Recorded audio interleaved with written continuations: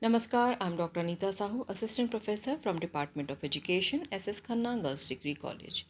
Welcome you all to my YouTube channel. In today's video, I'm going to discuss about difference between acculturation and enculturation. In my last video, I have discussed in detail about the concept of acculturation. In today's video, I am going to discuss about these two concepts, that is acculturation and enculturation. So acculturation, as we know, that acculturation is a process in where one group culture is adopting the practice of another cultural group.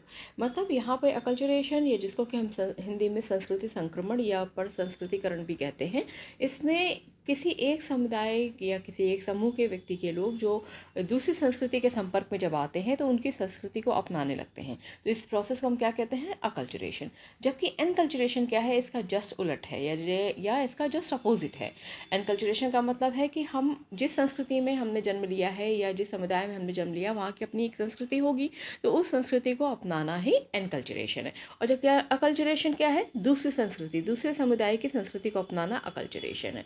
तो it is acculturation के बारे में कह सकते हैं, it is an amalgamation of two cultures, यानी दो संस्कृतियों का मिलन ही अकल्चरेशन कहलाता है। जबकि enculturation it is N acquisition of one's own culture, यानी अपनी स्वयं की संस्कृति, अपने समुदाय, अपने समूह की संस्कृति जिसमें वो बच्चा या बालक जन्म लेता है, उससे पहचान करना ही एनकल्चरेशन है।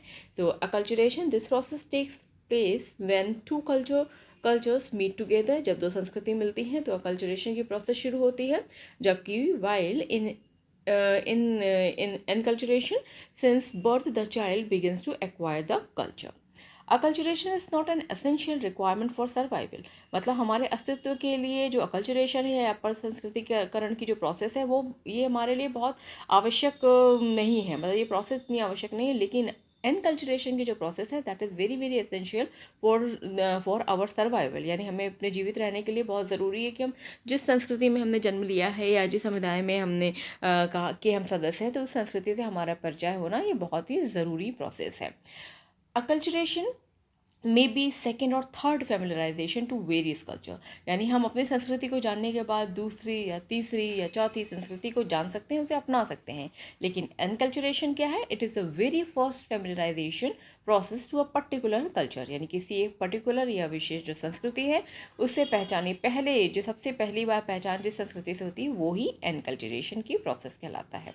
Values and norms outside the culture are acquired, and while the basic values norms of a culture are reinforced in the enculturation process।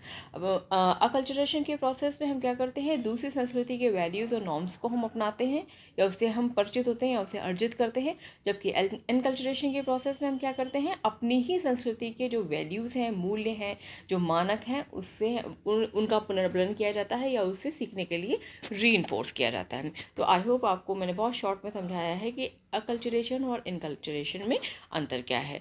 अगर आपको समझ में आया है तो thank you for watching, and please like, share and subscribe. Thank you.